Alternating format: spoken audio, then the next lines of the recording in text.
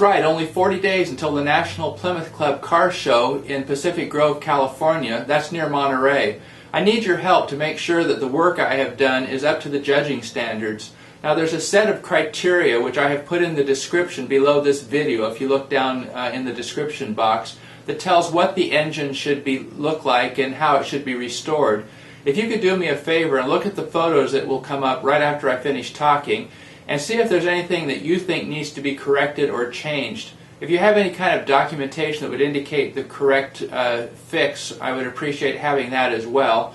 And you can leave your comments below the video or on one of the forums. You can email me and let me know what you think needs to be addressed. So here's some pictures. Let me know what you think.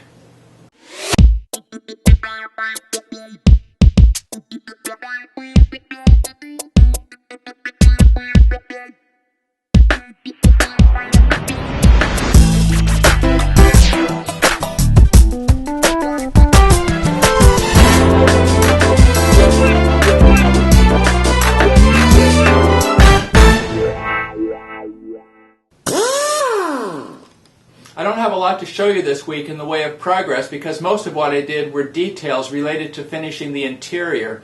This is going to be a big week, however, coming up.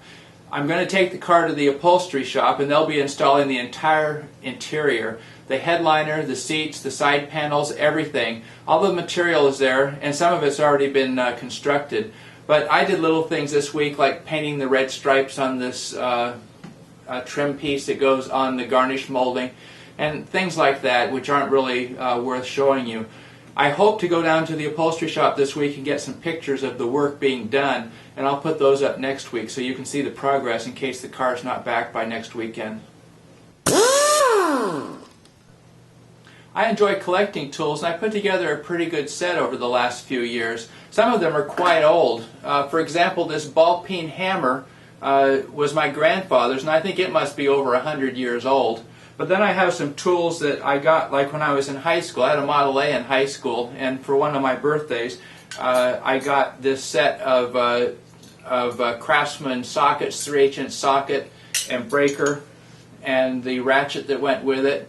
And I've kept track of the tools, and I've kept them in good working order so that I've continued to build up a collection.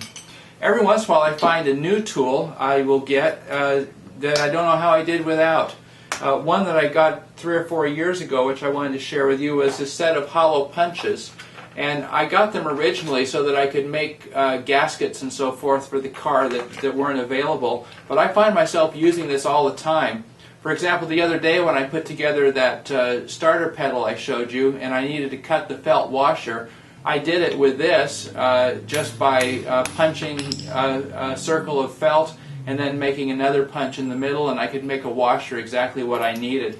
The main thing you need to remember is to take care of the tools by using the proper work surface. This is one of those little cutting pads, so that when I cut with this and pound into it, it goes into this soft plastic material, and so it keeps the tool sharp. If you have some tools that you really found useful in your car restoration work, or things that you have from family members, why don't you mention them in the comment section, and so we can tell other people about things that might be useful for them to have in their shop. Last week I was getting some of the parts ready to take to the upholstery shop. The fold-up back seat in my car actually has a piece of plywood as the backboard for it. And one of the pieces of plywood had gotten wet, delaminated, and was curled up like a potato chip.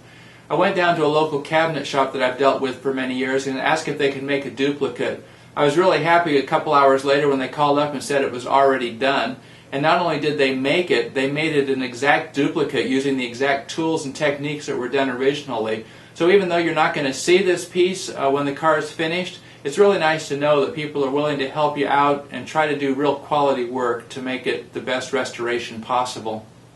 I really encourage you to seek out the craftsmen in your own community and support them by letting them work with you on your projects. Not only does it help them to create a clientele, it also gives you some great resources that you otherwise wouldn't have access to. It's been great to communicate with other Plymouth owners around the United States and even in Australia and Europe.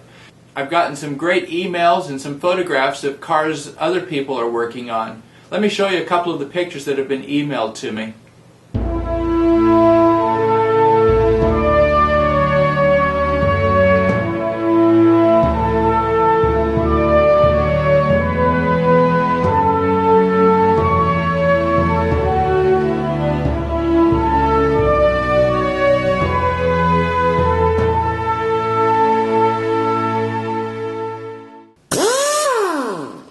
The question I had this week was, how did I tighten the nut that goes on the back of the control cable, the dashboard control cable for the throttle and the choke?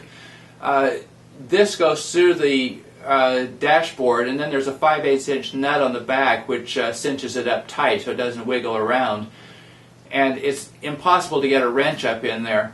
Well, what I did was I took a spark plug wrench, 5/8 inch spark plug wrench, and before I put the cable through the firewall, I slipped the spark plug wrench over the cable and then up onto the nut. On the back end of the spark plug wrench is a place where you can get a wrench on there, and it sticks out far enough past the dashboard that you can tighten it up just as tight as you need to.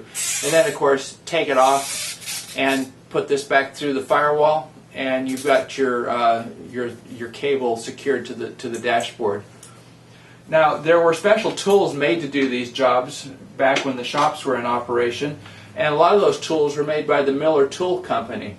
Now, I have the catalog. I picked it up at a swap meet, and it's 125 pages long, and it has descriptions and prices for all of the different tools that were available in the 1940s. If you'd like a digital copy of this catalog, if you send me an email and you subscribe to this YouTube channel, I'll be glad to put a copy of it, attach it to an email for you. Now, I would like to get 100 subscribers to the YouTube channel before the Plymouth show this summer. So if you haven't subscribed, I really would encourage you to create an account and subscribe. I'm trying to get a community of car restorers together who can share information and videos on YouTube. And even if you don't plan to make videos, having you watch, comment, and share information with other people really helps to keep the community going. Well, that's all the time we have for this week, and so till we meet again, I'll see you on the road.